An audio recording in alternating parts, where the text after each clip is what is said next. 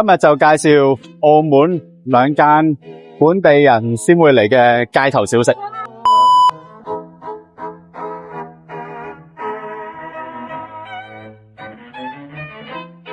俾一底雞蛋仔啊！好啊，唔該。佢比較焦少少嘅焦香，入口係好似鬆軟，好似鬆餅裏面，正。多謝晒。唔多謝啊！你做網紅啊？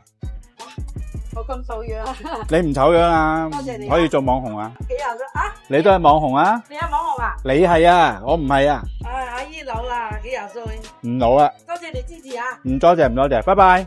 係啊，阿姨你出名啦。冇得傾啊！佢嘅雞蛋仔真係追住食啊！我最中意佢係雞蛋仔同雞蛋仔中間嗰啲位咧，好鬼脆啊！行前幾個鋪位就有個街邊牛雜檔，聽到牛雜師傅攞把鉸剪插插聲，我啲感覺係好治愈啊！仲要係街邊檔，一串牛雜15好，冇問題，唔該。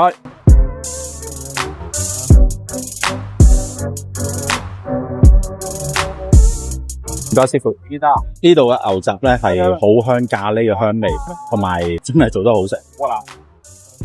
直頭係我細細個食嗰啲一串串牛雜，好正好正。中意我哋條片記得分享俾啲朋友同埋收藏。拜拜。